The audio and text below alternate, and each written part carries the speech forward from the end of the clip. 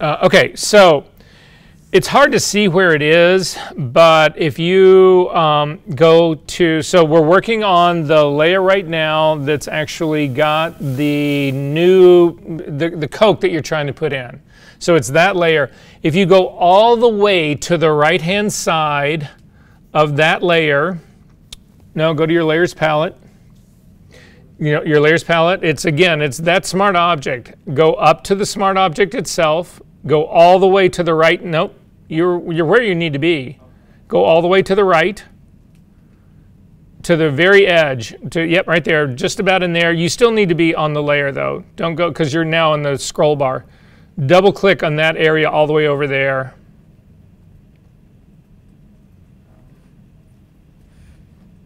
Double click. Oh, sorry. If that doesn't work, see the FX that's at the very bottom of your palette? Yeah. Click on that.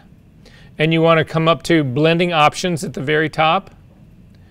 So this will open it up and actually drag that. No, you need to drag it up and to the right. You need to be able to see your bottle. You just covered it. Yeah, that's fine. So in a blend if slider, what happens here is that what you're saying is, you see where it says current layer and underlying layer at the bottom of this palette? Yeah. So what you're saying is this controls what part of those images are actually blended together and what are not. So right now you've got the entire range from 0 to 255 of your current layer. So all the entire range, shadow to highlights, is a part of this group. And then the same thing is happening on the layer that's underneath. What you want to do is have the ones that are underneath actually show outside of this blend. So if you go to the underlying layer, grab the white slider that's underneath the underlying layer, that guy right there, and start to drag it towards the middle. And you see, you bring back all the highlights that are now on top of the bottle without sacrificing. All these highlights just showed up. Yeah. All of this just showed up. However, it's really extreme. Your cutoff right now, the way you've got this set up, is you're saying anything that is above 138 in tone, I want all of it. Yeah. And anything that's below, I don't want any of it. And so you end up with this really sort of like rough edge.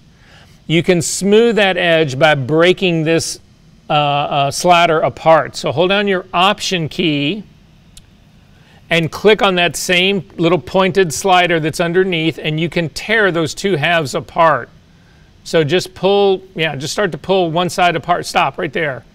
So now what you've got is, now you're saying everything from 211 to 255 I want in there completely, but then I want to do a graduated fade from 211 to 170, and then anything that's below 170, you do not want that to be excluded from the blend.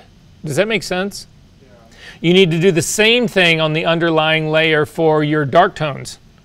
So come back to your underlying, to the black slider that's all the way on the left-hand side, and drag it towards the center.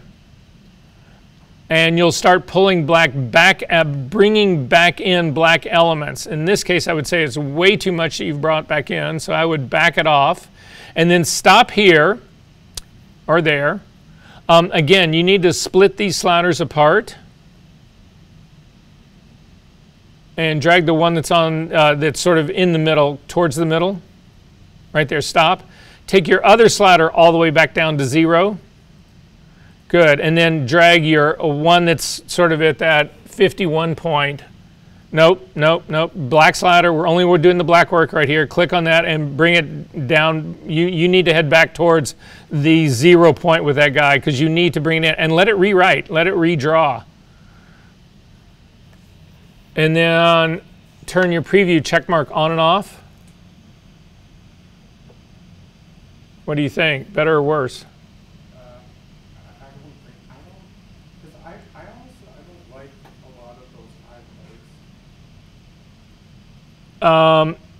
Before you say OK to this, hover over your image,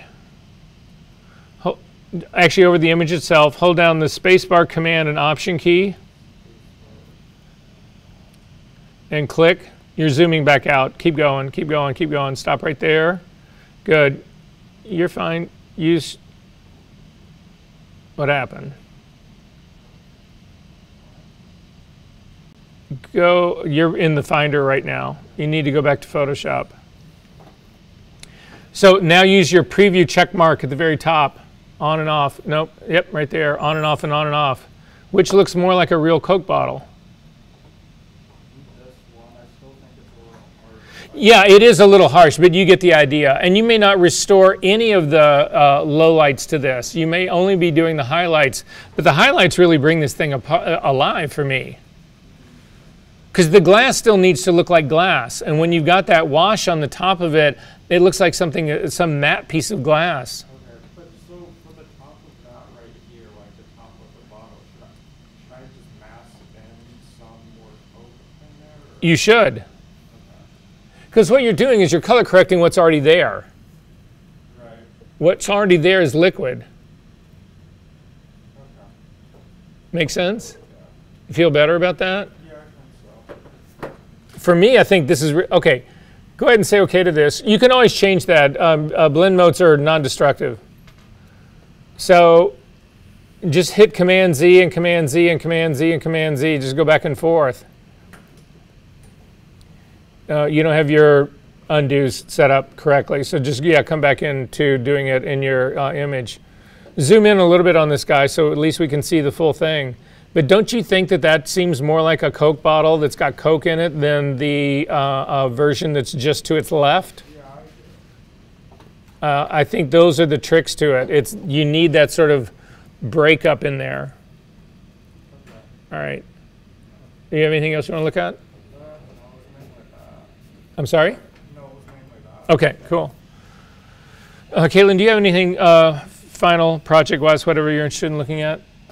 I was going to, my final project was also the final project for commercial. Okay. So unfortunately, the way things are, I don't have any work. No, that's fine. That's fine. I was just, there's a lot of people who don't, so that's not a big deal. I was just going to include you if you wanted to. True, you want to show stuff? Yeah, I was about to say. Go ahead, jump in there.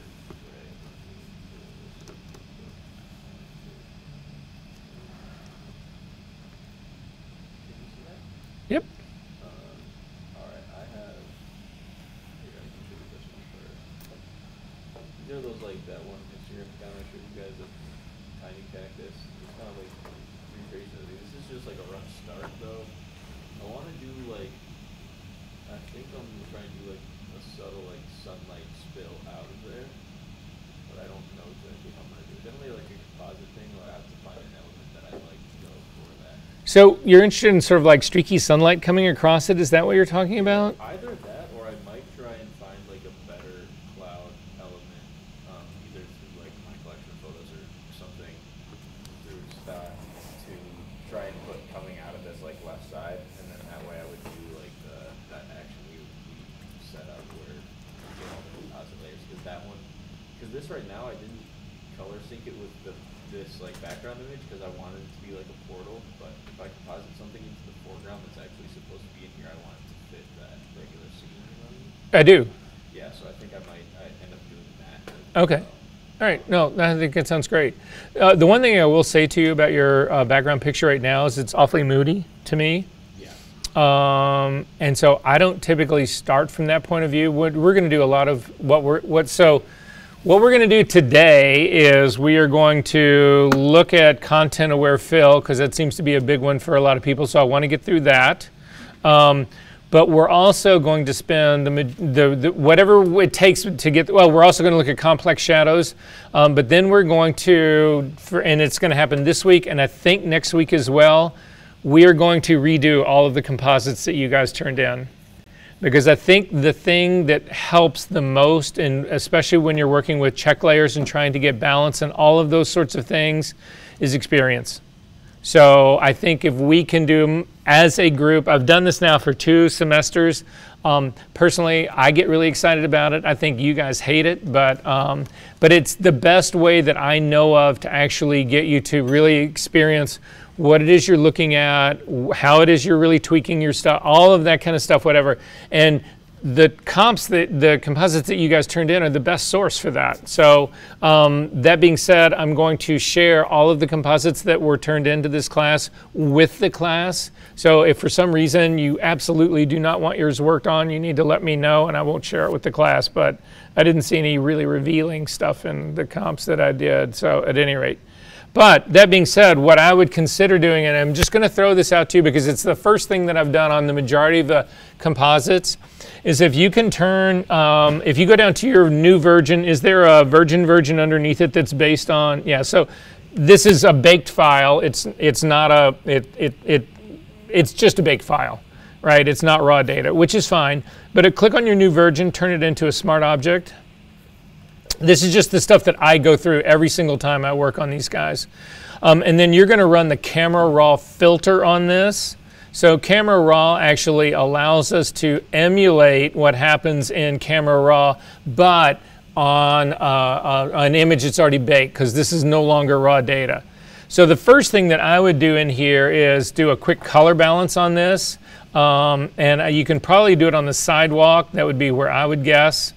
And it adds a ton of warmth to it. The next thing I would try is just hit the auto button at the very top underneath the histogram and take a look at what Photoshop thinks that you should be doing as far as the exposure part goes.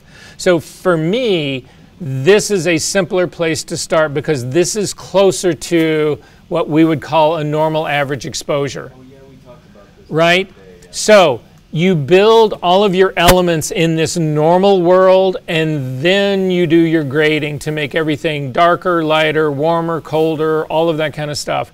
Because otherwise, you've got to go in and you've got to make all of your elements just as dark and underexposed. I mean, Photoshop thinks you're full stop underexposed on this file.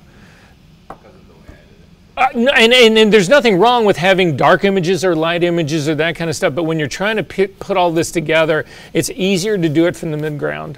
So I have, like I was just messing around with that for like a test image or whatever. So can I then just like go, because I have like a raw file of this and I was going to use that one anyway. Can I just go use that? Absolutely. I mean, my, what's it called? My pen tool stuff is going to fit it anyways perfectly. Well, yeah, it doesn't look, because the pen tool stuff is all basically up on the image itself, isn't it? So I can, Yeah, as long as the image doesn't get rescaled.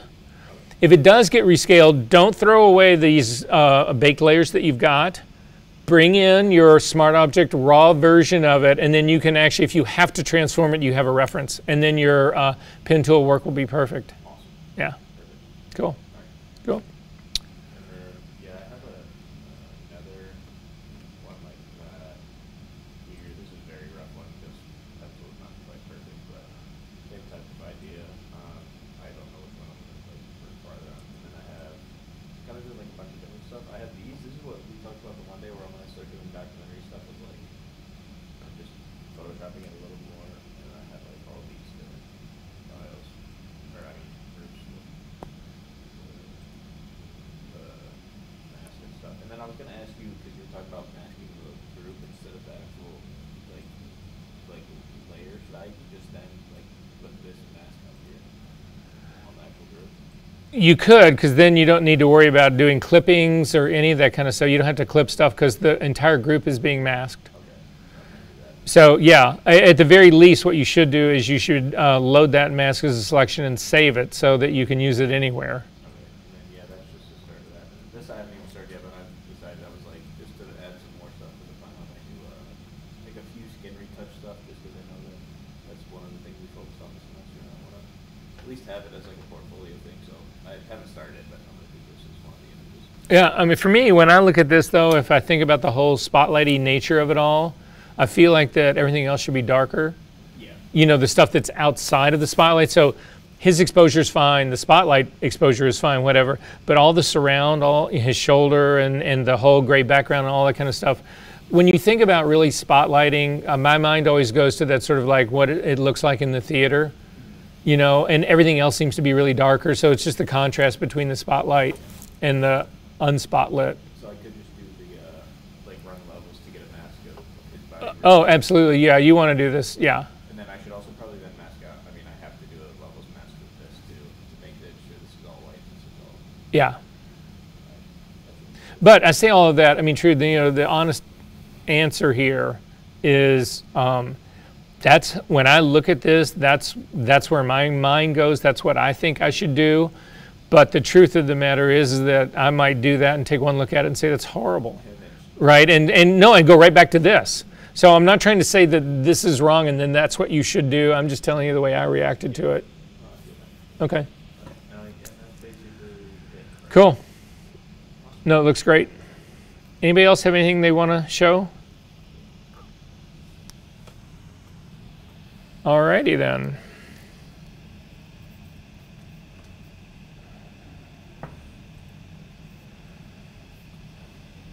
Okay, so a lot to do today.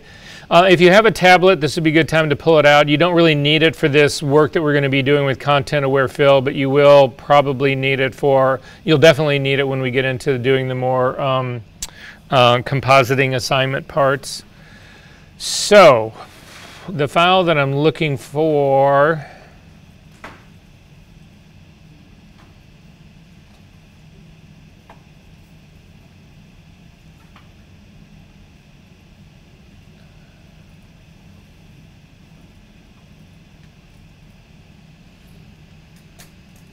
oh, hang on.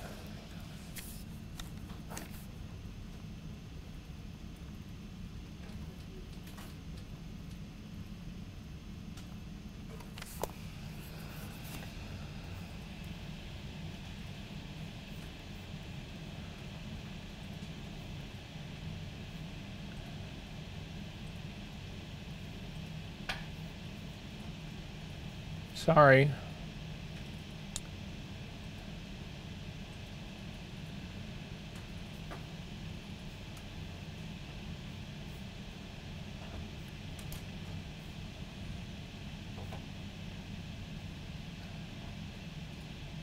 Oh, it's in week number 13.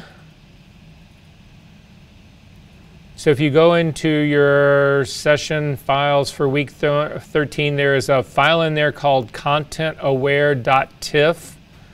It's a beach scene. If you guys can open that up in Photoshop, this is where we'll start. It is a TIFF. My Photoshop is actually set up to open this stuff in Camera Raw. I'm not going to open this as a smart object. I'm just going to open it as a regular file. It doesn't matter which one you've done. So does everybody have the beach scene open? Anybody not? Okay, so content-aware fill. So first thing we need to do is make a copy. Yes? It said I can't open it because the content is not valid.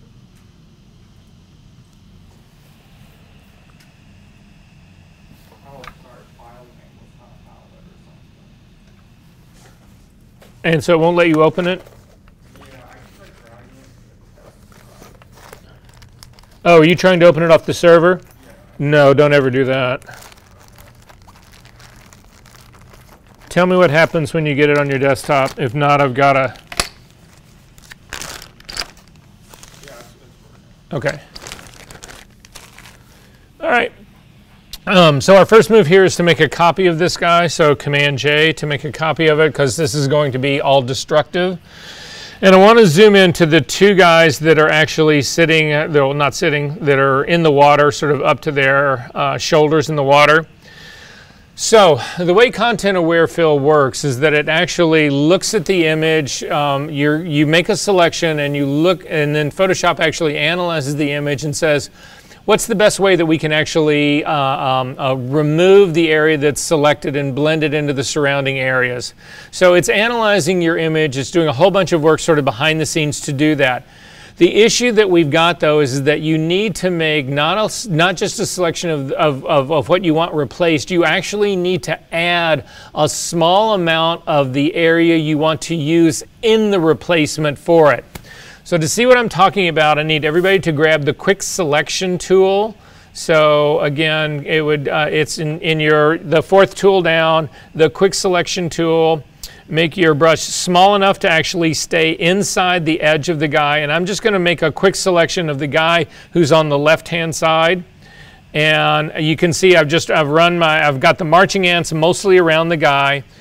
I'm going to show you the old school content aware version, and then I'm going to show you the new great version of it all. So anyway, the old version of it is if you come up to your edit menu, and if you're using an old version of Photoshop before they've added its own menu command, you would have to do it this way anyway. So anyway, the older version, edit menu and come down to fill.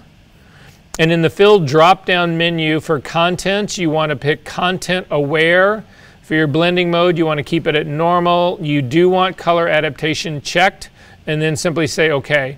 Hit Command D to deselect, and you can see it does a fairly good job of filling in the center part of the selection with the water, but it leaves the entire edge of the guy around there. So that becomes a problem for us. So this is not how we're going to do that. I'm going to hit Command Z to undo that. Command Option Z if you're set up to get back to the original. If you don't have either one of those available to you, simply go back to your history palette and click on Layer via Copy, and it gets us back to the beginning. And instead of using the Quick Selection tool, I'm just going to do this with the Lasso tool now. So I'm going to hit the L key to get the Lasso tool, and I'm going to draw a selection around this guy. But again, what I want to do is I want to deliberately include part of the water that's existing all the way around him. Even though I'm going to be replacing part of that water, Photoshop really needs that information to actually do a good job of content aware. So I have the guy outlined completely. Again, it's sort of beyond the edges of just him. You also need to make sure that you get, whenever you're doing this, that you get the shadows and the reflections of the people. So the reflection of him in the water as well, I want to include in this selection because I need to remove all traces of him. Then to use the content aware tool that you want to use here, the more advanced version of it, come up to the edit menu and come down. It's right below the fill, 2 steps below the fill. There is a menu item now that actually says content aware fill. If you click on that, it will actually take you into the content aware space. Mine are grayed out, like fill and stroke and content aware and everything. Do you have a selection going? Yeah. Are you on a visible layer that's actually got the selection on it? Yeah. A smart object? Oh, you can't do it on a smart object. That's smart. This is destructive. So just rasterize that smart object. Is everybody else okay? All right. So again, edit menu down to content aware fill. A dialog box will actually open up, and you will, if your screen looks like mine, you will actually have, you will see the selection. You'll see part of your image has got this green film on it, and if you actually move this thing to the side, you will see next to it the result. If we look in the back behind this, this is the result that you get right here. There's also a series of controls on the content aware side over here, and then there's also a series of tools that are on the top left-hand side on here. The tools that are on the top left-hand side allow you to control what Photoshop uses as the source to actually build this fill. So I'm zoomed in too close on this version. I need to see the edges of this green patch. So I'm going to use my keyboard shortcuts to actually get to the zoom tool. So I'm holding down the spacebar, Command, and Option. That will give me the minus magnifying glass. If you can't remember that, just go to the tools that are sitting on your on the top left-hand side. You can pick the magnifying glass, but I'm simply going to do it using keyboard shortcuts. Again, adding the Option key to this gives me the minus tool so I can zoom back out. And I'm going to zoom back out, and I want to see all of my image because what the green is showing me, the green is saying, okay, this is what we're going to, come on, you fucker. This is what I'm going to use to actually do the content aware. And the problem that we've got with this, I've zoomed out. Now yours may be different than mine, but you can see it's using a lot of water. Unfortunately, it's using the guy as well. So the guy, the second person, the person to the right, is actually figuring into the content aware calculation for this. I don't want that to happen. I don't want to fill this guy with another guy. I want to fill this guy with water. So your brush, which is the top tool that's on the left-hand side, it's already set up. You can control its size using the bracket keys that are right next to the P key, just like all the brushes, or you can use the drop-down menu and resize yours. I'm going to leave mine at my size 20. It's good enough. I'm going to actually paint out the other guy. So you'll see as I paint through him, what I've just told Photoshop is, I don't want you to consider this area right here in your calculation for what you use to replace this figure. You can actually check your progress over here on your screen, and watching this happen, I can see already when I didn't have that before. I'm going to hit Command Z and see if it'll bring it all back. Yeah, it brings it all back. This, you'll get the redraw of the anomaly, and you can see it's a stranger sort of patch. You can sort of see sort of a silhouette that's happening on that. It's not completely removed, whereas when I do this part, it actually becomes much better, and you can see it redraws that part. It's already better. However, I've got another problem with this image right now, and that is the fact that as we go higher up in the image, the water is actually receding further away from the camera. So the waves and the focus, the waves are smaller in the area that's further back by the buoy, but they're also more out of focus. So I don't want to use those areas either. So I'm going to bring my image back. I am actually going to make my brush larger, and I'm going to get rid of all of that stuff in the back right there. Again, all of that was figuring into the calculation for this part, and I'm hoping that that actually makes it, uses the size of the waves and the focus of the waves more, that would actually fit where this guy is. I'm going to do the same thing in the front, because this whole area in the front, the waves are too big and they're actually too sharp. So I'm going to get rid of all of that stuff in the front and then take a look at the calculation behind, at basically what's going on behind. So it's a better move for me. It's not perfect, but that's okay. It's getting a little bit better. However, if you look at the content aware fill palette that's on the right-hand side, there's certain things in here that we can change. So the first is the sampling thing is actually set to, well, mine wasn't. I'm going to set mine to auto right now. You can actually change the size of it. You'll see what happens now here. Auto actually changed the sampling area quite a bit. So you can ask yourself, well, did that make it better or did that make it worse? I'm going to go back to rectangular one. It blows it back up to the bigger version that I had. You can also do custom, which will allow you to paint your own.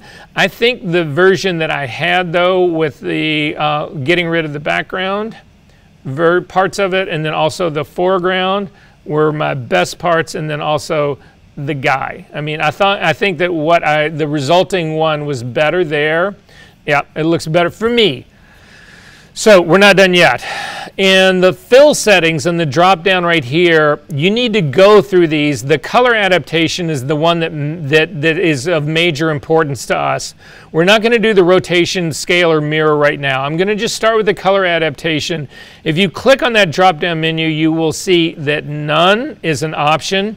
So when I've clicked on none, do you like that better? For me, I actually think this is a better fix than the default was. If you go back to the default, it looks a little smeary, where the none one actually looked more legitimate. You've got to let this redraw when you go back and forth with these. We can go to a high color adaptation, and you'll see it gets even more smeared, or that's my impression of it. And then finally, very high. It gets even more smeared in here. I get some weird, whole set of weird anomalies that are happening in here. So for me, I like the none version the best of this, so that's the one that I'm going to go back to. Then in terms of rotation, what rotation will actually do is it will slightly rotate the fix that's happening in this. And sometimes you get better blends, sometimes you get worse ones. So I'm going to go to the low rotation on this, and the patch becomes way too obvious for me. So I'm going to go to the medium rotation. That looks just as bad. I can spot the guy's head up at the very top. I'm going to go to the high rotation. The high rotation actually looks pretty good here. I'm going to go to the full rotation, which is horrible. You can see I've got parts of the patch that are actually no longer going horizontal left to right. They're actually going almost front to back. So full is not it. So it's between high and none for me. And I'm going to stick with the none rotation. I think that's actually better. You can also scale these to make it larger or smaller. You can mirror them, which will actually flip it horizontally. All of those sorts of things. I don't really use those guys a lot. I'm actually going to stick with this but I do go through the color adaptations all the time, and I do refine the area that's being used to actually generate the content-aware fill part. And then finally, your output settings right here. If you were doing this on an original, you would actually, if you did not have a copy that we'd made to do this on, you would not want to do this to that. You would want to preserve that part.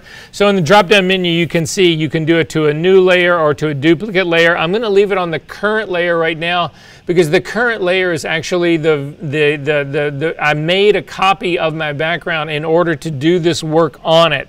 So I don't need to worry about that part. If you do new layer, what will end up happening is only the patch will be put on the new layer. So it'll be by itself, and then you ultimately will probably have to merge it down. So just doing it to the current layer is simpler. So I'm going to go ahead and say OK to that. And then you've got your image, and that person is now gone. Command D to deselect. Now, I can still spot a small amount. If you look at the edge, hang on one second here. If we take a look at the edge, you can actually spot a little bit of where the guy, it's right here, this little part right here. I can sort of see that that's where his head used to be and all of that kind of stuff. Just because there's some telltale sign in here doesn't mean you have to accept this. I'm going to hit the S key to get the clone stamp tool. I'm going to come somewhere further over in more towards the left side of my image to set a sample point. I'm going to hold down the control key, the option key to set that sample point, and then I'm simply going to come over here and break up just that little bit of edge that I thought was a carryover from the first guy's patch here. That looks good to me. I'm happy with this. L key to get the lasso tool. Actually surround the other guy. Make sure that you get all of his shadow, all of his reflection, everything else. We're going to do the exact same thing again. So once we've made the selection, up to the edit menu, down to content aware fill, not scale. Again, this will show you the area that's actually being considered for this. So I'm going to crank this out. I do not want I don't want the buoy to be in this consideration. I don't want the raft in the background to be in this consideration, and I don't want all the smaller, further away water to be in consideration, and I don't want the stuff that's really close to the top. So I'm going to use my brush to eliminate all of those things so they're not brought into the calculus of this patch. That part seems to me pretty good. I'm not even looking at my preview. I already know that that's screwed up. I'm going to go back to my color adaptation. I'm going to try none again. None actually seemed to work the best for the original person, and I'm going to believe it also does the best for this one. So I'm simply going to say OK to that. That gets rid of the second person. Command D to deselect, and then again, I see these weird little anomalous edges that are on there, so I'm going to hit the S key to get my clone stamp tool. I'm going to sample a little bit of that solid blue ridge that's up back behind it, and I'm going to just carry this down so that I get rid of that edge part right here. And I'm feeling pretty good about that part. Is everybody still with me right now? Okay. Really quickly, lasso tool. Let's get rid of the buoy that's in the back. And again, I'm just continuing to go through these steps. Content aware fill. Take a look. Again, it's just water that I want replaced. I don't want the island to be considered in any of this. So make my brush a little bit larger. I'm going to get rid of the entire island. I don't want that in the consideration of what's going on here. I also don't want a lot of the water that's in the front. And that seems about right in terms of the area. I'll take a look at this. I can't even see where it's supposed to be, so I'm going to go ahead and say OK to that. Command D to deselect. I'm going to do the little raft, not the boat that's overlapping the island, but the raft. I'm actually going to surround that. Again, edit, content aware fill. Again, the island should not be a consideration in any of this, nor the boat that's behind it. All you want to result in here is the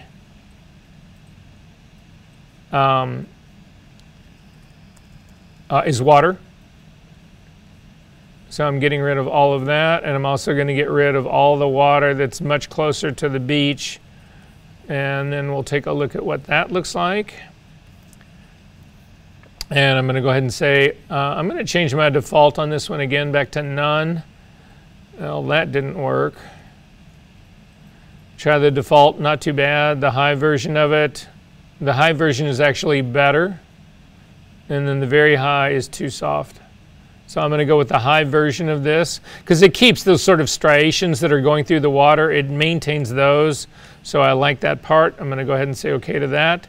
Command D to deselect. I'm going to double click on the hand to go back. I want to grab the, I've got one more boat that's sort of half in the water, half on the horizon. So again, I'm going to hit the L key to do this. In this case, when I'm selecting part of the water, part of the sky, I'm going to do my content aware fill again.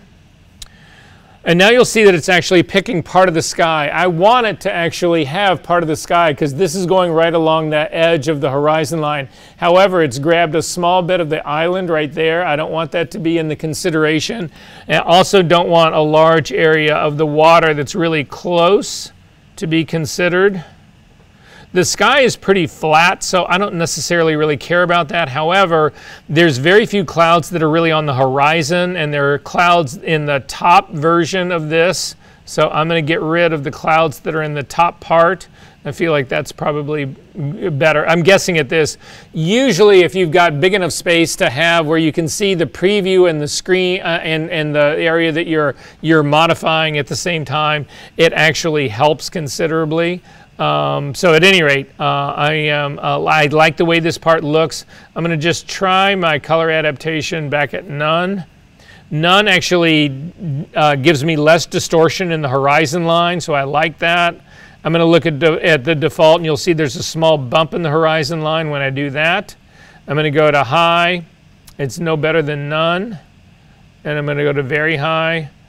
And that's not negligible. So I'm going to go back to none. It gets rid of that bump in there, and I'm going to go ahead and say OK to that.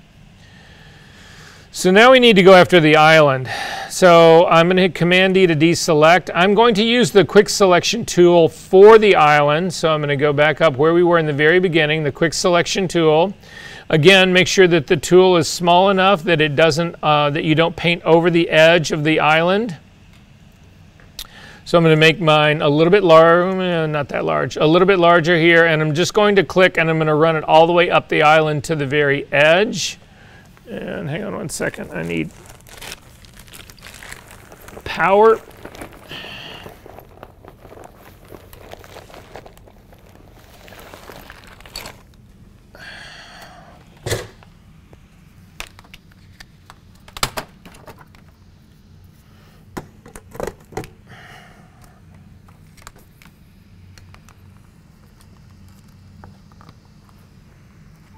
So it does a good job of selecting the island, but again, the problem we've got is that I'm still going to have that outline, the issue that we were looking at the very beginning when we did our very first guy and all of this. I'm still going to see all of that. So I just need to expand my selection. So to do that, come up to the Select menu, down to Modify, over to Expand.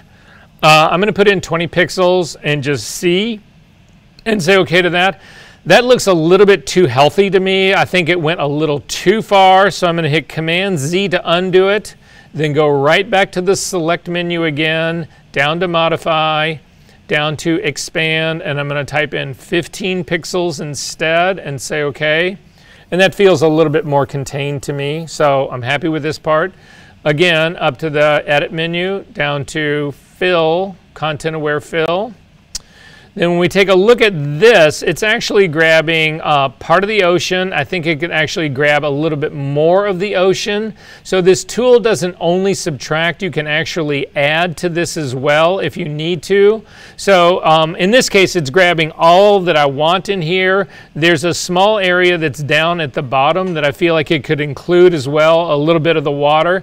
So if you want to change your brush to a positive mode as opposed to a negative mode, take away, look at the very top where the options bar normally is, you'll see that by default there's a plus sign and a minus sign. The minus sign comes on by default because typically you're always trying to remove areas that are being considered. In this case, I'm going to click on the plus to actually add it, and then I'm going to just type in the bottom part right there, and it does nothing. Try that again.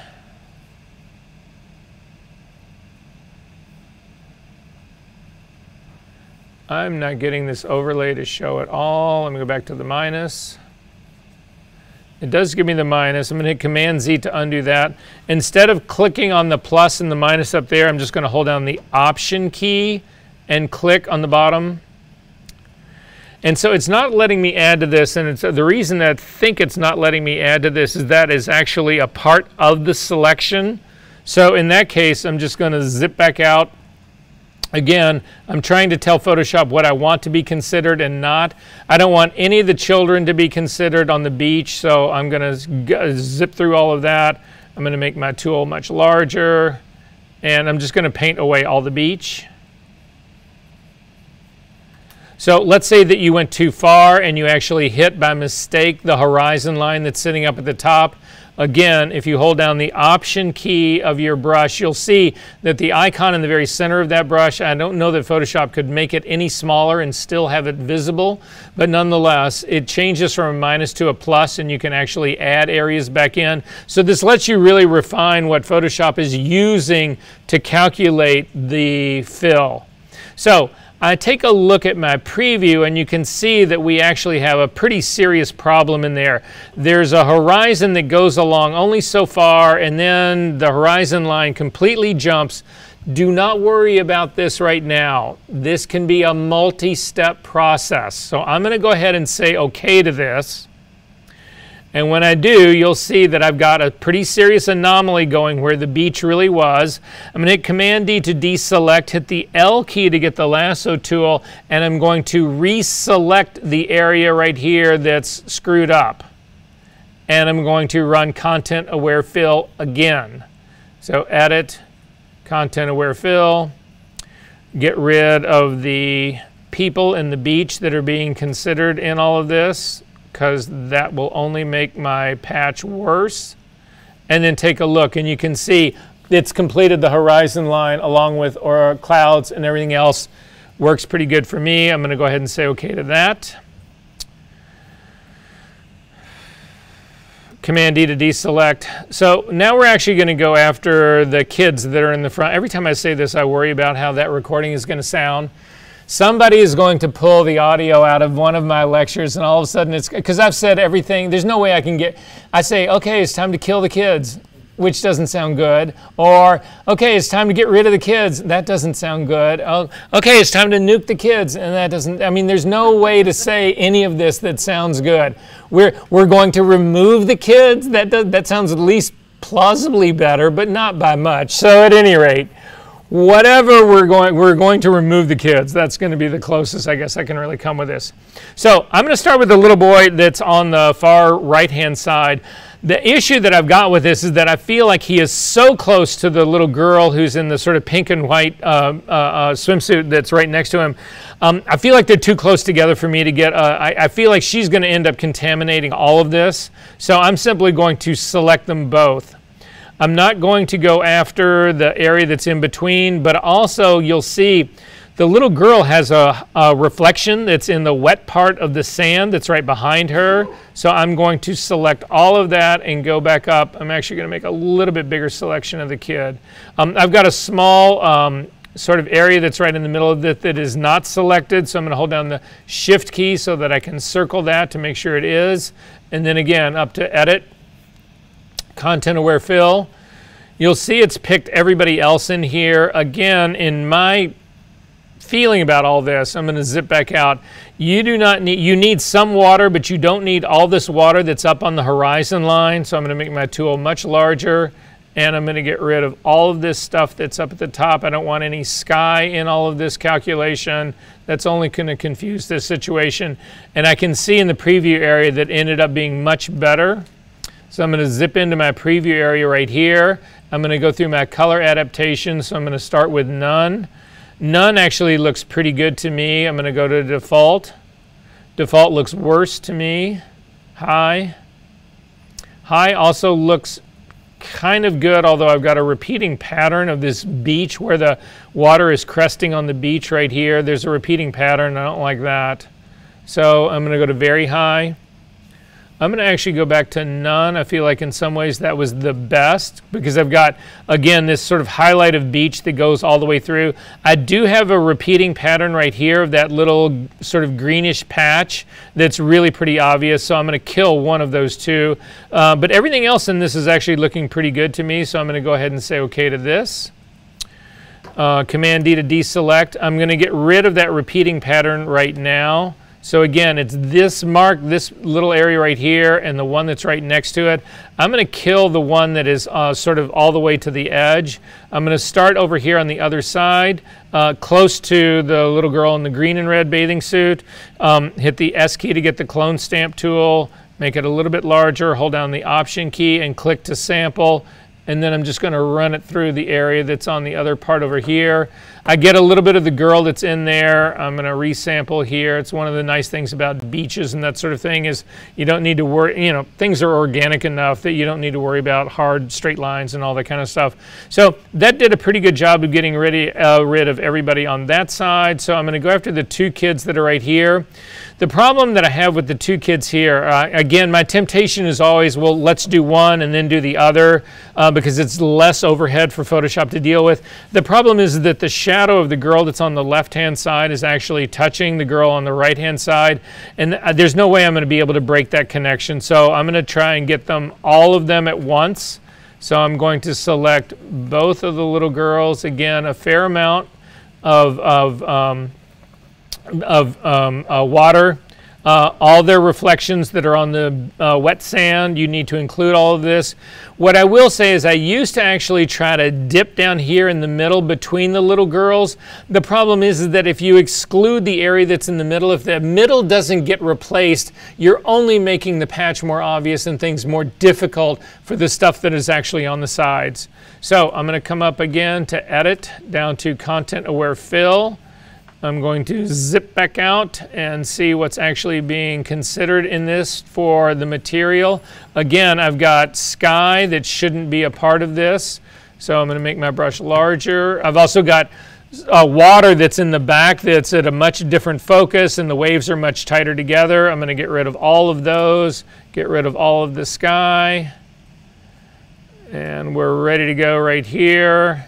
I'm going to take a look at my preview part right here. Again, I'm going to go through the color adaptations. I'm going to go back to none. Then I'm going to go to default, high, very high. Yeah, this is not ideal anywhere. I'm going to actually go back to none. I think it's, take that back, none or default. I think default is the best one as well. Yeah, so I'm going to go ahead and say OK to that. You'll see automatically though, or immediately, we've picked up a repeating pattern in here. If you take a look, or at least on my screen we have, if you take a look at these two waves right here, this part of the sand is a perfect repeat of this guy right here. It shouldn't be that sort of beach highlight all the way in the back anyway. So I'm going to hit the S key to get the clone stamp tool. I'm going to sample from the right-hand side now and just run it through the top part of that just to sort of kill that repeating pattern part of it all. I've also got a repeating pattern where the waves are actually coming up on the beach. You'll see there's one that's right here. There's another one right here. Those two are identical. I'm going to get rid of the one that's that's sort of in this mid area that was probably between the two little girls. So again, using clone stamp tool to just get rid of the part that I can tell is repeating pattern. And that actually looks pretty good to me right here. So all of a sudden, boom, we've actually now got an empty beach that you can actually use as a background for something completely different. Questions about this? Are we good on this part? Yeah. I got to be honest with you guys, this tool will do amazing things. You'll have a sky scene that's got a bunch of telephone wires or electric wires on you know, strung up on telephone poles, that kind of stuff, going through your scene. It will line those things up like you cannot believe. It'll do a really good job. When it works well, it works really well.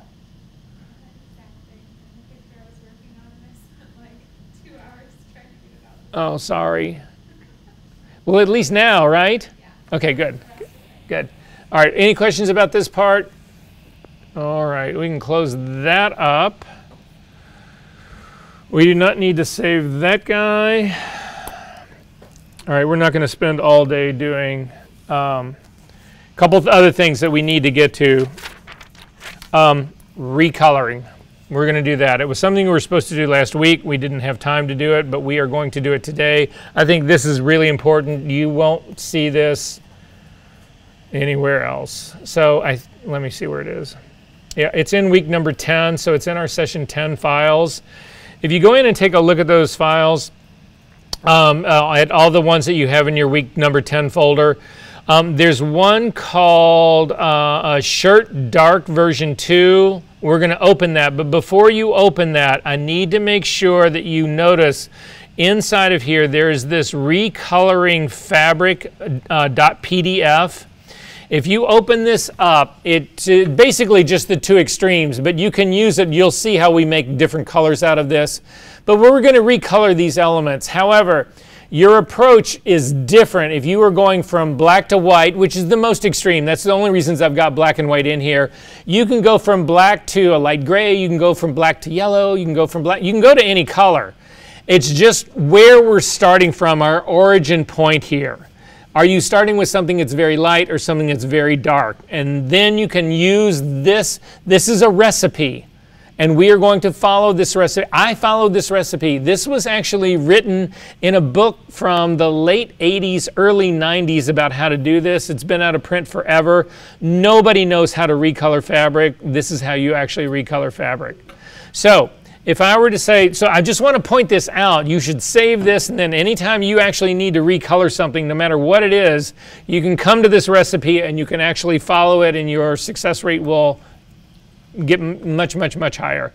Otherwise, this gets to be really, really difficult to do. I'm going to ask you to open up the Shirt Dark version 2 in Photoshop. This is the first thing that we're going to go after.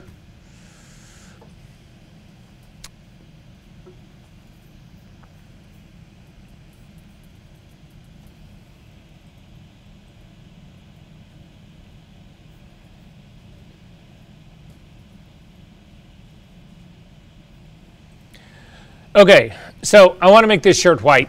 How would you do it? Well, some smart-ass person should say, well, I just follow the recipe you just pointed out to me, moron. And I would laugh at that. Can you tell when it's nice weather outside, I'm happier? If there was any way we could be holding this class outdoors right now, I promise you we would, but we can't, so sorry. Anyway, I am going to go to this recipe. Again, I'm a person who follows my own advice. Okay, so a couple of things to know about this. So a lot of people, when I say, oh yeah, convert this to white, I mean, people's first move is to go to hue saturation, blah, blah, blah, blah. You're never going to get there, not in a convincing way. So we are going to abandon that altogether. If you take a look at the channels palette, you will actually see in the channels palette, I've already made some masks for you, some masks that we can use as selections just to save time. But you'll notice one, if you go down again in my channels palette, you'll see that there's one that's a selection of just the shirt. If you simply click on it to look at it, what we're going to do is we're going to use this mask. We need to change the color of the fabric of the shirt, but I don't want to change the color of the buttons, I don't want to change the color of the labels, and I don't want to change the color of the background. That's not part of it. All I want to do is change the color of the fabric. So this mask will allow me to actually do that, to all the changes that I make. It will protect the background color and the labels and the button color on here. So it's just a time saver. That's all this is for us right now. So I'm going to go back up to the very top, click on the RGB version of it.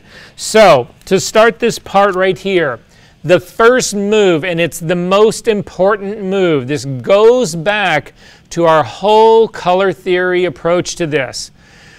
The problem that we have when we want to modify the color of this is that this is an RGB image. So all the tools that we have are RGB, and the problem with RGB is that when you change the color, you change the tone as well. You change the luminosity as well.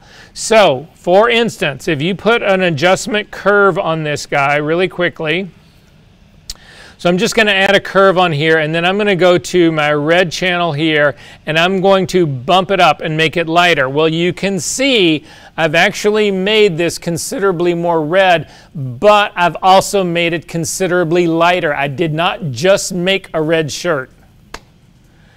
So that's a problem, and you can use blending modes. You could say, okay, well, for this, I'm not going to do a normal blending mode for this. Instead, I'm going to change it just to color. However, all of these blending modes sort of emulate what you really should do. And what you really should do is change this from an RGB image to an LAB image. Why? In LAB, the way it works is you divorce tone, you divorce luminosity, you divorce brightness from color. You isolate color on its own. Then when I go to modify it, I don't modify the luminosity. So if the shirt starts out dark and I want to make it red, it becomes a dark red shirt instead of a light red shirt. Make sense? Okay, so I'm going to throw away this RGB curve. I'm going to come up to the image menu, down to mode, down to LAB color. This is where you change all the modes of your image. So some of you are still continuing to work in 16-bit. It's fine if that's what you know you want to do, but your images are double the size that they need to be, and they also take twice as long to process, and they take twice as long to download and upload because they're twice as big. But so anyway, this would be where you could change from 16-bit to 8-bit. You could do it here. But in our case, it's an 8-bit image. I don't need to do that. I'm just going to change this to LAB color. Do not call this lab.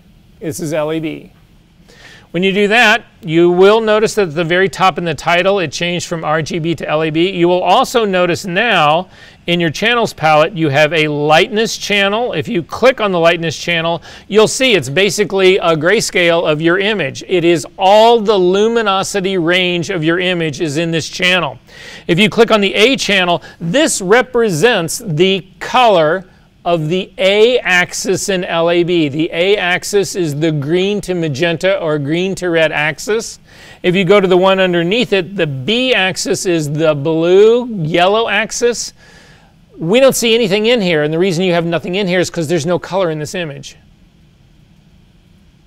If we had color in this image, though, these things are incredibly faint. But the point of all of this is that we have shifted, this is exactly how I did the Corvette in the very beginning, changing the Corvette from red to green. It was all done here in LAB because, again, I could divorce the luminosity of the image from the color of the image and then modify only the color. So in our case, this is good, though. We're going to leave it as LAB image.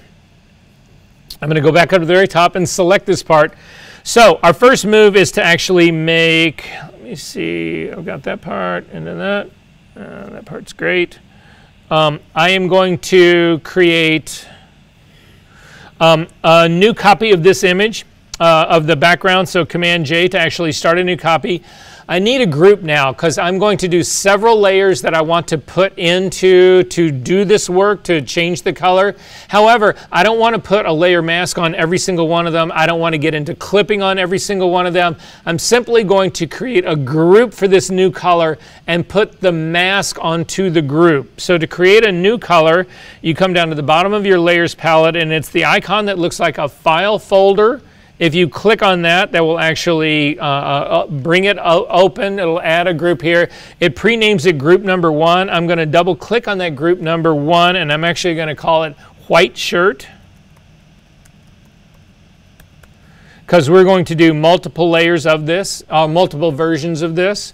I'm going to then drag the version of the file, the copy that I made that's called layer 1, I'm going to drag that on top of my group, and when you get the blue line, the blue outline that goes entirely around the group, that signifies that when you let go, it will actually put this layer into the group. So you can let go, you'll see that my layer that's in the group now shifted over slightly to the right. And if you collapse the group, you don't see that image in there anymore. I'm going to open the group back up, and I'm going to double click on the word that says layer 1, and I'm going to call this DSAT1. And then I'm going to desaturate it. So it's just labeled DSAT1. I'm going to come up to my image menu, down to adjustments, down to desaturate. So look up at my screen where I am, up to the image menu. Again, I've got this DSAT1 layer is active, up to the image menu, down to adjustments, down to desaturate and let go. This has now stripped all the color out. There was very little color in here to begin with, if any. There may have been a little bit of color cast in there somewhere, but there really isn't a lot. However, in doing this color changing work, the color modifying work, you always want to start from a desaturated file. And the reason that you want to do that is that it becomes really difficult to shift a color that already has color. It's much more complicated. If you start with something that has zero color in it, then your ability to reach the area or the place that you want to be is much easier, because all you are doing is introducing color. You're not competing. You're not fighting a color that's already in there. You're just starting from scratch and adding color. Make sense? All right. So DSAT1, I'm actually doing most of this from memory, but yeah, we're going to actually do this. You need to make 2 more copies of DSAT1. So Command J will actually add another copy. However, I'm going to rename it. Instead of calling it DSAT1 copy, I'm going to call it DSAT2. Yes? I'm sorry? Oh, where are you at? Okay, right after the group. So you have your layer number 1 sitting underneath the group? You then need to, so you've only got your background layer in the group? That's fine. Just click on the background layer, hit Command J to make a copy of it. Drag that copy on top of the group until you get an outline, a blue outline all the way around the group, and let go. It should now be in the group. Okay. Double click on the name for layer 1, and you're going to relabel it DSAT1. Okay. Then you actually need to desaturate it. So go up to the image menu, down to adjustments, all the way down almost at the bottom to desaturate. Okay. And then hit Command J to make a copy of that. Double click on the name and rename it DSAT2 instead of DSAT1 copy. You good? And then you're right where you need to be. Then we're going to make another copy of DSAT2. So Command J again, and double click on the name and call it DSAT3. So you need to turn the eyeball for DSAT3 off, the eyeball for DSAT2 off, and you need to select DSAT1.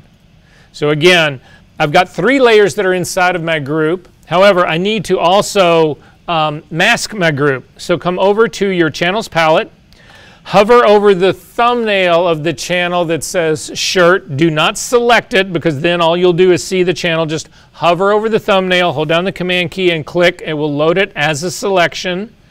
Go back to the layers palette and activate the group. So I'm selecting where it says white shirt, or if you didn't rename this, it'll say group 1. Simply select that part, and then we're going to add the layer mask to the group.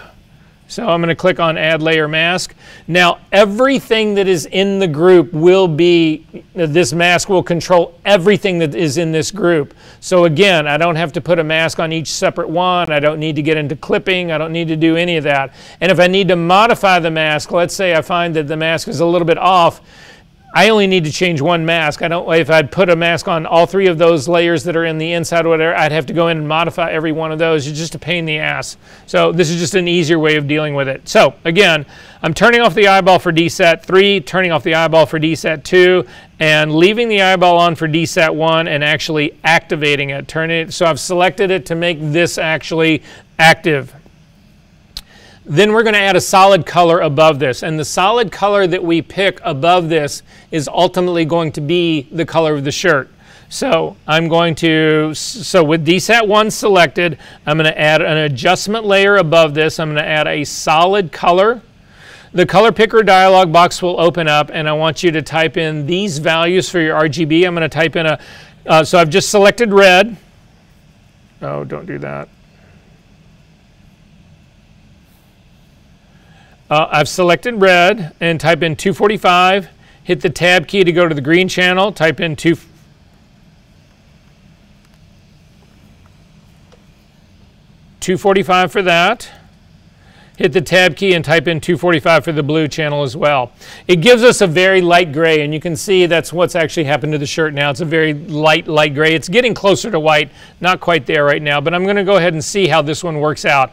I'm going to click OK for that one to actually change this part, and then you need to change the blending mode of this layer from normal, sorry, I just moved it.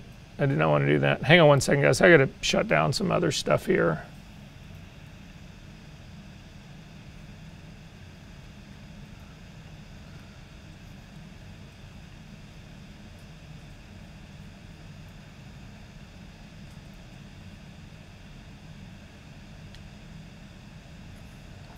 Okay, hopefully that'll free up stuff for me. Okay, so the solid color adjustment layer has a blending mode of normal. You need to change that from normal all the way down to hard light. Not hard mix, but hard light. And it pulls in a little bit. I can see a little bit of the outlines of the collar and a little bit here, whatever, but this is seriously lacking in contrast. That's where DSAT 2 and 3 come in. So now we're going to select DSAT 2, turn its eyeball back on, and you need to change its blending mode from normal down to overlay, I think. Hang on, I'm just checking my stuff right here. Yep. Change the blending mode from normal to overlay. It basically becomes a dodging and burning layer. So it's taking the information off of the original shirt. So this starts to bring back in a whole lot more of what I'm actually looking for here in terms of the edges of the shirt, that I can sort of see that. If you don't feel like this is enough, that's what DSAT 3 is all about. Click on DSAT 3, turn its eyeball on. Yes? What is the blending mode for the solid color layer? Hard light. Not hard mix, hard light. So then again, back up to DSAT 3 has now been turned on, and you need to change its blending mode again from normal to overlay. So what we're doing is that it's 2 versions of contrast. We're amping this up. Now in looking at this, this is not necessarily a white shirt. This looks a little more to me like a very, very light gray shirt. However, there's 2 things that are at play here. One is the contrast that we've been adding to this. If you feel like the color of the shirt is correct, but the contrast is a little bit too strong, all you need to do is change the opacity of this top DSAT 3 layer, drop it down to like 50%. So now I've got one of my DSAT 2 layers actually overlay at 100%. It's a lot of contrast, but I felt like doubling that was a little bit too much, so I'm just going to back the opacity off. So instead of hitting this with 2 full layers of overlay, I'm hitting it with 1.5 layers. Now I look at this feels more like a white shirt to me, but if you feel like it's still got a little too much gray in it, go back to your solid color adjustment, double click on it to open it back up, and we are going to change the values from 245 for all 3 RGBs to 250. You can't go to 255 or it just becomes pure white and you won't have any detail at all, but I can do 250 all the way along and say okay to that. Once I've done that, I feel like I need to bring the contrast back from DSAT 3. I feel like I've lost too much. So I'm going to pick DSAT 3 again, and I'm going to crank its opacity all the way back up again. And now I've got a white shirt that was black. Yeah, go into your first interview for a retouching position where they're offering you $10 an hour and do this. And then say, I want to be paid $50 an hour. I want something decent. Do you know who I am? Do you know who I've worked with? And then they say you're overqualified and won't hire you. Say what? And then they say you're overqualified. Yeah, and then as you walk out, you say, yeah, it's your loss. Fuck you. No. What were you saying, Amanda? What values did you put in for your solid color? Yeah, it's because it's solid white. You get 250 is the max. It goes back to the whole thing when we were looking at doing perfect exposure.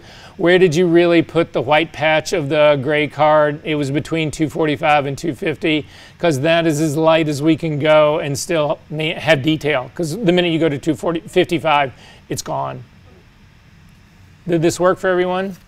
Okay, so that part works out. That was fun. I need you to collapse this layer. So just click on the thing to collapse it all. I don't have my DSAT 2, 3, and I don't have any of mine inside that group. So hang on. I'm going to put, never mind. They're all inside there. I lied. Okay.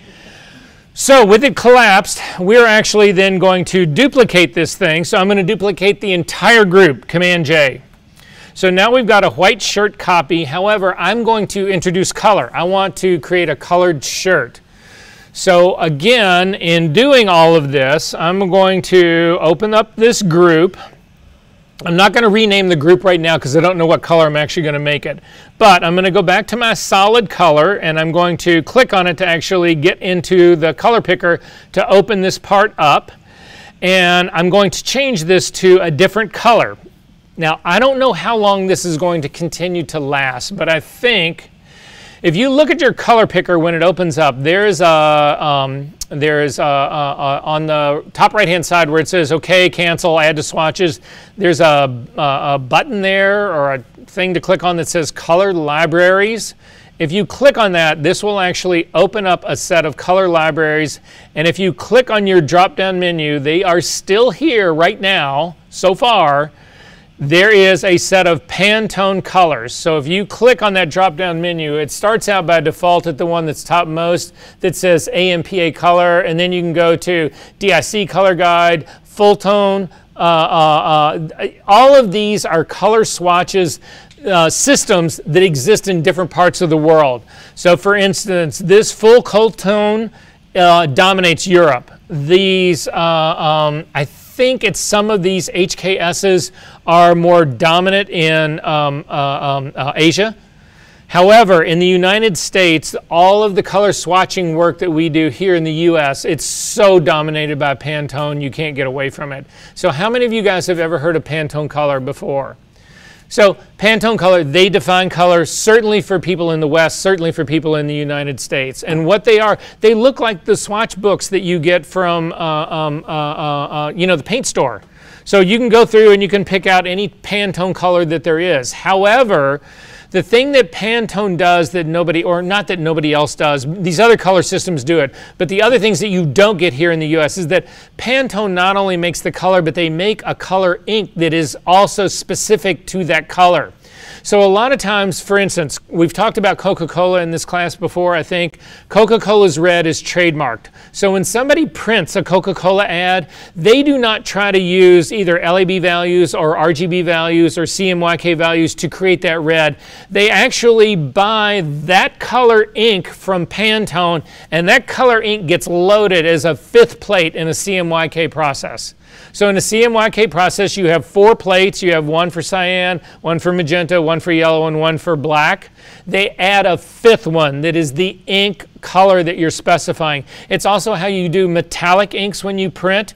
You can actually, Pantone makes an ink that has got ground up they don't use silver, it's too expensive, but they grind up aluminum and they put it in the ink, and it actually looks, when you see it, it reflects like silver does, and they actually lay that down. So you'll see specialty covers. For instance, I can remember some Vogue covers before of like Beyonce, where she was in this silver dress, and instead of having it be a gray that emulates silver, they actually put in silver ink, and then they print it, they hit it as a silver ink print, and you get this reflection. It looks like metal because it is. Jared. What does the metallic paper do then? Is that So no, so metallic paper has just got, the backing part of the metallic paper is highly reflective. It's not a mirror, but it has a very highly reflective part of it. And then when you put ink on it, wherever the highlights exist that don't have a lot of ink on it, it retains that metallic quality to it.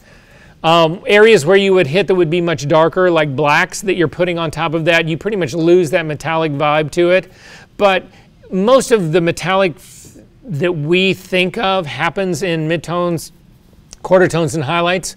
It doesn't happen down in the shadow areas. So it works, and it's beautiful. If you've never printed on it, you should get a sample pack and try it out. I still have a sample pack that I can use. Yeah, you should try it out. You end up with highlights that tend to, the only way I can describe them is they tend to be more creamy than regular paper. Anyway, okay, so, but this Pantone thing, what'll end up happening is that you'll work for a client and they will say to you, I've got 100 shirts, and you need to say to them, okay, I will do 100 knockouts of your shirts so that you can run this in your catalog. You need to give, what they'll give you is the Pantone equivalents. They will give you Pantone colors and they'll say, I'm giving you this Pantone 182, blah, blah, blah, blah, blah, and you need to recreate that color. So it's a little bit tricky here, so we're going to go through that whole process. The thing I want to point out to you, though, that's really critical in this process is this. You'll notice that there are 3 versions of Pantone inks here. There's a CMYK coated, a CMYK uncoated, and then a metallic coated. What these have to do with is that they are different colors. The colors are related, but they are different. It all has to do with how they are ultimately going to be reproduced. So you would say to your client, fine, give me your Pantone colors, but are they coated, uncoated, or metallic coated? And what the numbers that you will get will usually tell you this. So we will look at a Pantone, we're going to grab a Pantone color right here. So go to your CMYK coated. This will be what you normally get, will be these. And you will notice that there, for instance, the one that just opened up for me is that I've got a Pantone 179-6C. That C stands for coated. If we go to that same, I'm going to hit cancel out of here. I'm going to go back to my color picker again. So I'm going to double click on that, go to my color libraries. I'm going to go to, in the drop down menu here, down to uncoated. You will notice that you get the same numbers here, except that they are followed with a U instead of a C. So that's how you'll know the difference. If we go to the metallic version that's also coated right here, you will also get a C, which for me really confuses this issue. So you're going to want to make sure that you know what color swatch book they're using to give you their colors. Make sense? So we're going to go back to the Pantone CMYK coated, because this is what you'll usually get. I'm going to pick something right in the middle. So I'm going to pick like in the pinks right here in the middle. The problem with picking one of these, though, is that you guys, it's going to be virtually impossible for you to scroll through this thing to actually get to the same place that I am right now. So what you can do is you can just type in really fast the first version of this color. So if you just type in, I'm going to go to a completely different color, because what I'm looking right here is that 65-5. That's what I hope I don't even need the -5. I'm going to pick a completely separate color here, and then there's no place to enter this. Just type in 65 really quickly, and it actually comes down to this same group that's right down here. So I can go back to my 65, the version that I want. So I'm going to make this color of this shirt 65-5. That's the color that I'm actually going to use on this. And you'll notice that the color of this shirt in the preview is considerably darker. Don't worry about that part right now. This is just the color that we want to pick. However, oh, that sucks. Oh, I take it back. It doesn't suck. I'm going to write this down. So the color that we picked right here was a 65-C. I'm sorry, 65. I'm going to do this one right here. 65-5C. That's the Pantone color that we're going to use. I'm going to go ahead and say OK to this. Then I'm going to double click on this again. Oh, fuck me. So you should know two things that are happening here. First is that Photoshop is claiming that Pantone's support in Photoshop is too expensive and they're going to get rid of it. This is the first step that they've gotten rid of. It used to be while I was here in the color picker, if I were to say OK to this, I could actually get the LAB values of this. I think I still can. I'm going to click on this drop-down menu and go all the way back up. No, it's not going to let me do this part.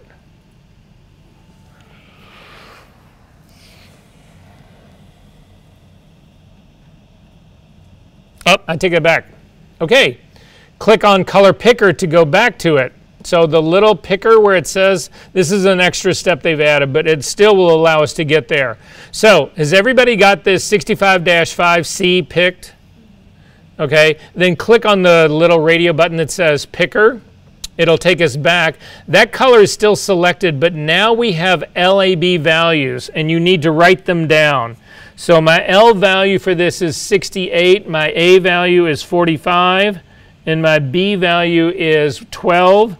You need to know here, though, that the color, the tone for L goes from 0 to 100. It's 0 to 100%. That's the brightness, the luminosity range. However, the A and the B values have positive and negative values in them. So right now, our B value and A value are both positive, but that's not always the case. So if you see a minus mark in here, we'll try a completely different color and see if we can get one. You need to enter it as a minus value, not as a positive value. So it doesn't work on a scale from 0 to 255. It works on a scale of minus 127 to a positive 128. It's still that range of 256 values, but half of them are negative. Is everybody good on that part? All right. So I've copied out my LAB values. I'm simply going to say OK to this. Now the first thing I'm going to do is turn off DSAT 3. I don't know that I need that much contrast in here. This is actually a very light purple here. I'm going to actually turn off my DSAT 2 and see if that works. And I'm turning off DSAT 2, and I still feel like I've got enough contrast here in this shirt. If I need, once I've fine-tuned the color in this, if I need more contrast, I'm going to go back and turn on DSAT 2 and use the opacity slider to give me the contrast that I want in this guy. Make sense? But right now what I'm worried about is that this is not truly that LAB color that we actually said, or more importantly, that Pantone color. To find out, we're actually going to use the color sampler tool. So come over to your tool palette over here, find the eyedropper tool, click and come down to the color sampler tool. Make sure that it's a 3x3 average, not a point sample, and then I'm going to actually just drop a point right in the middle of the shirt. You don't want to pick a point that's a highlight on the shirt. You don't want to pick a point that's a shadow on the shirt. You want something that's just the color, the sort of like in between, what is the color of this shirt. When you do that, if you actually look up at the top here in your info palette, in our info palette on number 1 right here, this value, our point right here, you can see is our LAB values. I need to make sure that these values exactly match the values that I wrote down from when I was in the color library. Remember, I wrote down the LAB values and I've still got them right here. So we are going to add an adjustment layer on top of this. So we're just a regular curve. So click on adjustment layer, come up and say, I'm going to do a curve on top of this. You will notice now that in your curve, instead of having RGB for your channels, we've got lightness as the top one. If you click on your drop-down menu. You've got A and B that are right underneath it. I'm going to start with the lightness. I am going to use the targeting adjustment tool. That's the little hand just to the left of the drop-down menu where it says lightness. Click on that. Then when you come over on top of your point, you will actually notice it looks like a little eyedropper, but more importantly, it's actually dropping the point right on the curve where we need it. So it knows on the curve where I need to be to actually adjust this area. So my L value was 68, and you can see my readout in my info palette is 50. You need to simply click on this and drag straight up until you get a L value of 68.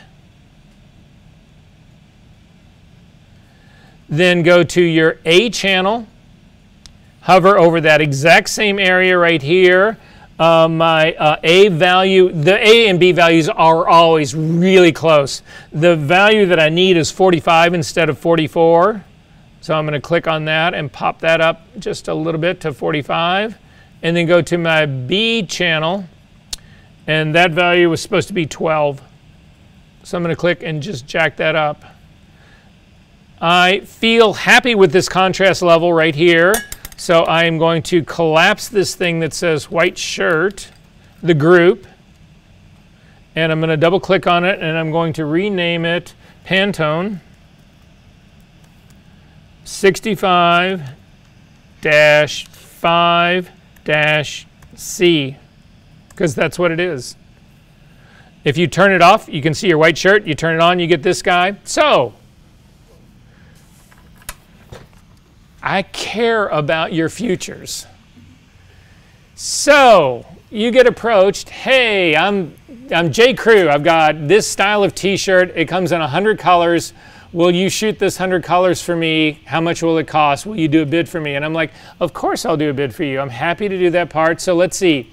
If we take 100 shirts, basically, I've got to imagine what does it take me to do one shirt. So I'm going to go in, number one, I need to rent a studio and go into the studio. I need a digital tech and 2 assistants to do all of my lighting to set this up.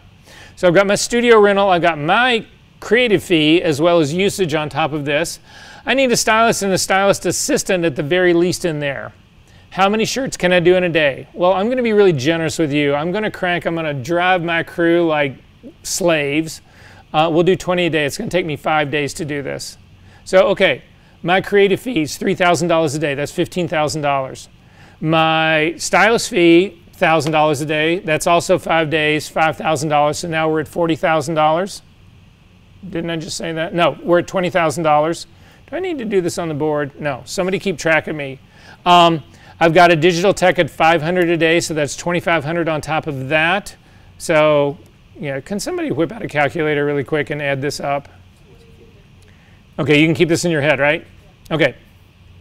I've got 2 assistants. Each is $350 a day, so that's $700 a day. That's another $3,500 on top of that. Yeah. Somebody keeping track of this? Okay, so where am I at right now? Okay, I need another $300 a day for the stylist assistant, so that's another $1,500. Okay, I need a studio to actually do this in. That's a $1,200 a day times 5 days, so that's $7,000.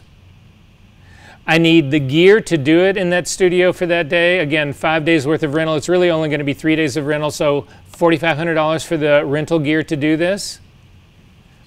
Then we need to figure in lunch. We need to figure in all of that. Where are we at right now, though? I'm going to not figure in. I don't even have a background for this thing yet, but I'm at $150,000. Right, okay, so that's the price I give to them, and they say, oh, God, that seems awfully high. And I say, I'll make you a deal. I'll cut this in half, $75,000. And they go, that sounds like a deal to me, right? I go into the studio. I have the stylist. I book her for a half a day. I book everybody for a half a day because I go in. I only need to shoot one.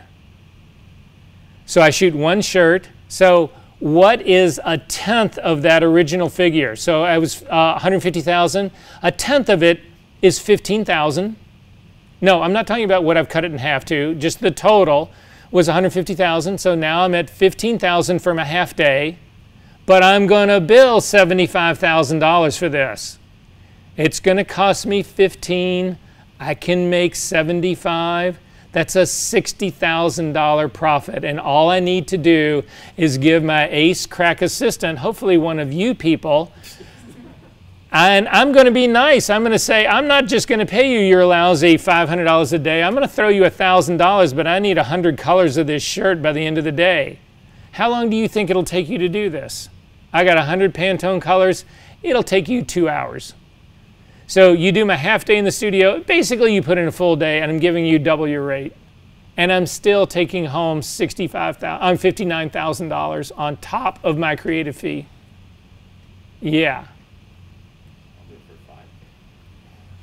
Yeah, and see, then that's the problem, is then somebody like you comes along and says, fuck that, I'll do it for half that, a quarter of that. But anyway, you see the advantages and where this whole thing can go, right? You don't have to set all of this up. You're not having somebody prep every one. Do you know how long it takes to prep a shirt to shoot? It's pinned, it's on a board, it has to be then lit, it's actually then needs to be retouched to get the, I mean, it's, you know, it takes a lot of work. The idea that you're going to do 100 of those and charge for it is great, but the reality is that you do one of them and you just change the color. Do you tell the company that you're just... Oh, absolutely not. No, because you hope they're coming back next year to say, it's time to do it again. And you're like, bring it on. Same deal. Say what? You cost them more because of information. Yeah. Okay, so that's how you do this one. You can close this guy up really quickly. We're going to do the opposite, and then we're going to take a fast break.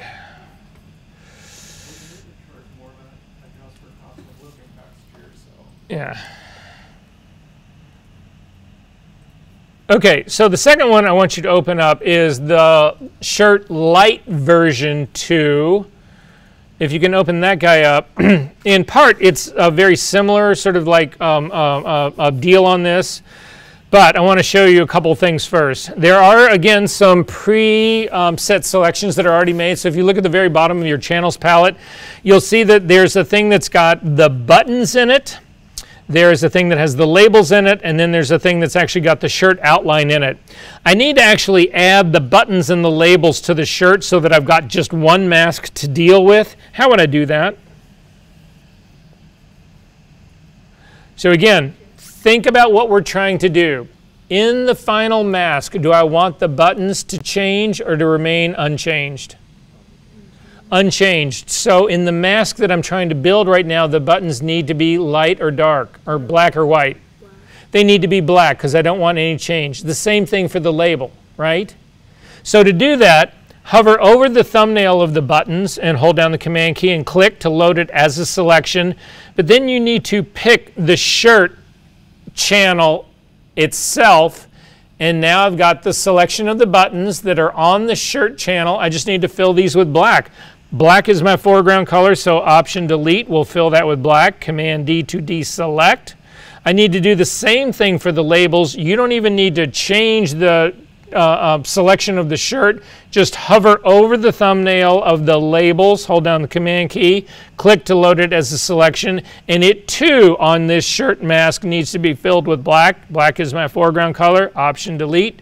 Command D to deselect, and now I've got the full mask that I need to only change the color of the fabric. This will actually protect the labels, the buttons, and the background. Not the background, but the whatever surface this thing is on. So I'm going to go back up to the top again, select my RGB version, same deal. We have got to convert this to LAB first. Up to the image menu, down to mode, down to LAB. It will then convert it to LAB, which is exactly what I need. I'm going to hit Command J to actually make a copy of my background layer. I'm going to double click on it and rename it DSAT1. This follows a lot of very similar steps. I'm going to add a group above DSAT1 by clicking on the icon at the bottom of my layers palette that looks like a little folder.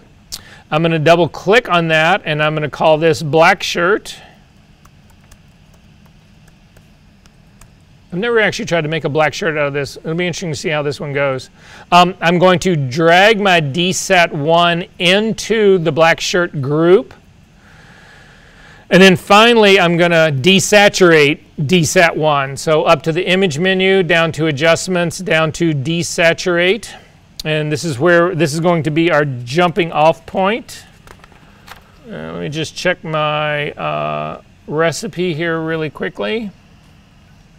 Yeah, I'm going to start with the color here before I do black shirt. I'm going to actually start with the color here, and I'm going to do the same Pantone color that we had just picked earlier. So I'm going to call it Pantone 65-5-C, or there is actually no dash between there's a dash between the 65 and the 5, but just a space to get to the C. So I'm going to select desat 1 because I want to put a solid color layer on top of it. So I'm going to click on Add Solid Color above this.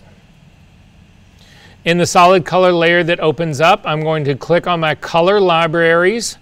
I'm going to, in my drop-down menu, pick the Pantone CMYK coded. I'm going to type 65 really quickly, and you'll see it gets us back to that range of Pantone colors. I'm going to click on that 65-C and click on Picker to go back to it and make sure that my LAB values are the same. They are. I'm going to go ahead and say OK to that. Then in this color blending mode, in the color that we've got, you can see it actually colors the entire screen. I am going to change the blending mode from normal. So again, it's the blending mode of the solid color from normal down to multiply. Then it's coloring everything, which I would expect because I haven't masked anything out yet. I'm going to go over to my channels palette, hover over the shirt mask that is now the complete mask, hold down the Command key, click to load that as a selection, come back and select the group, not anything in the group, but the group, and simply add that as a layer mask. And now I've actually changed this color. I need to do the same trick though. I need to fine tune this color, so I'm going to click on the solid color layer.